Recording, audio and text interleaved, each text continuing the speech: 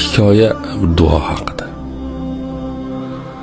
Bir ayol bor ekan, Ramazonni har kuni iftordan avval duo qabul bo'ladigan paytlar bor. Ana shu paytlardan biri og'iz ochishdan oldin ekanda endi. Qo'lini ochib duo qilar ekan. Farzandlariga ham qo'lini ochirib qo'yar ekan. Hatto turmush o'rtog'iga ham aytar ekan, siz ham men aytaman, amin deb turasiz.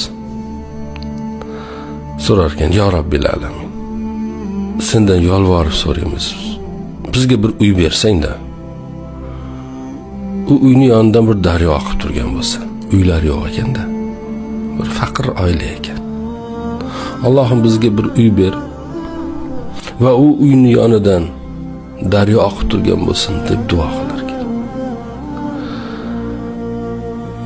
Keyin turmush o'rtog'i aytibdi, uy endi bu bir mulk, bir ehtiyoj.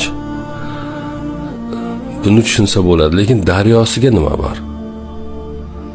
Bu Arabistonda bo'lgan voqea, rostdan bo'lgan voqea. Bu Arabistonda, bu qayerda ko'rding yonidan daryo oqib turgan bu sahrolarda? Qayerda ko'rding sen u narsani? Bir aqlga sig'adigan narsalarni so'ramaysanmi?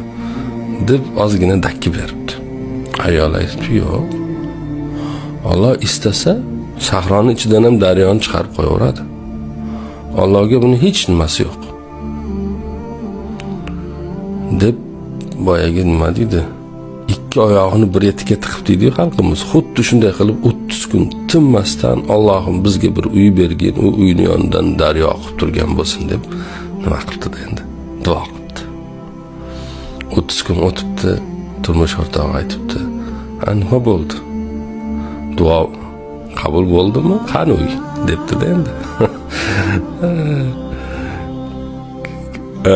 Ayol aytibdi, shoshmay turing. Allohim va'da qilgan. Sizlar ehtiyojlarni mendan so'ranglar.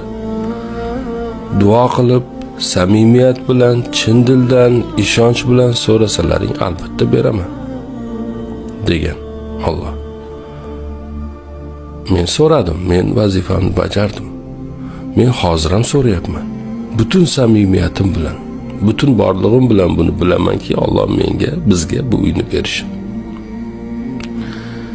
Shavvol oyining 6-kuni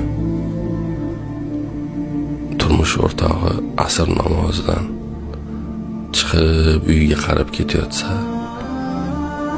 Riyod shahridan bir boy badavlat odam yo'lini to'sdi.